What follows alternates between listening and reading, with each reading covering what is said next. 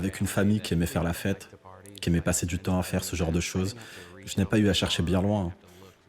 Je n'ai pas eu à chercher longtemps pour trouver des substances à consommer. Dustin Garrett grandit avec des parents qui aimaient faire la fête.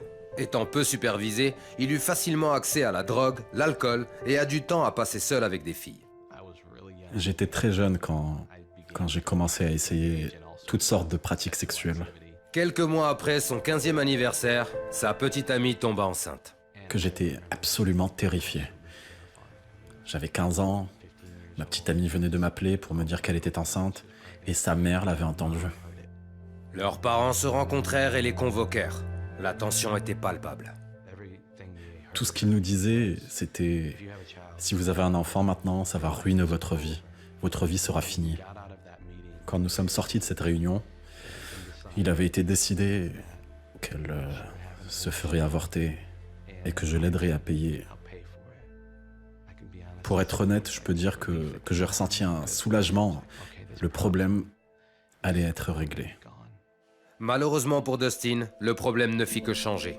Après l'avortement, son soulagement se transforma en douloureux chagrin. Je peux encore entendre l'appel que j'ai reçu après l'avortement. C'était une fille très dure, mais là, elle sanglotait au téléphone, comme si quelque chose de traumatisant venait de se produire. Elle a décrit les instruments froids qui avaient été utilisés, la pièce dans laquelle elle s'était retrouvée, et à quel point ça avait été terrible. Et moi, je ne savais pas quoi dire. À ce moment-là, au lieu de le considérer comme un problème qui devait disparaître, j'ai commencé à me dire oh, mais était-ce un garçon? Une fille?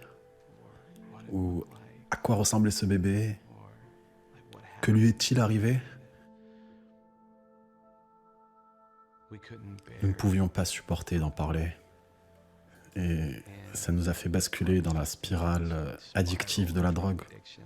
C'était tout simplement horrible et ça a fini par coûter la vie à ma petite amie. J'ai alors tourné de plus en plus mal. Me shooter à l'héroïne tous les jours, voler de l'argent, cambrioler des maisons. J'ai commencé à me faire arrêter, puis à aller en prison. À l'occasion d'un de mes emprisonnements après une arrestation, j'ai été mis dans le quartier des suicidaires.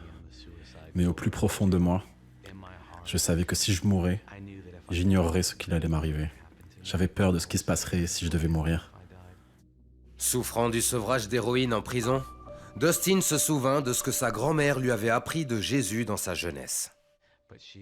Et elle nous avait enseigné qu'il y a un Dieu, que Jésus est le Sauveur et qu'il est celui dont nous avons besoin.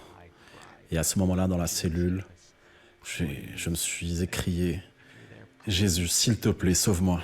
Si tu es là, s'il te plaît, sauve-moi. » Et quelque chose a changé dans mon cœur. Quelque chose a changé comme si mon esprit venait de confirmer que ce Jésus est bien celui dont j'avais besoin.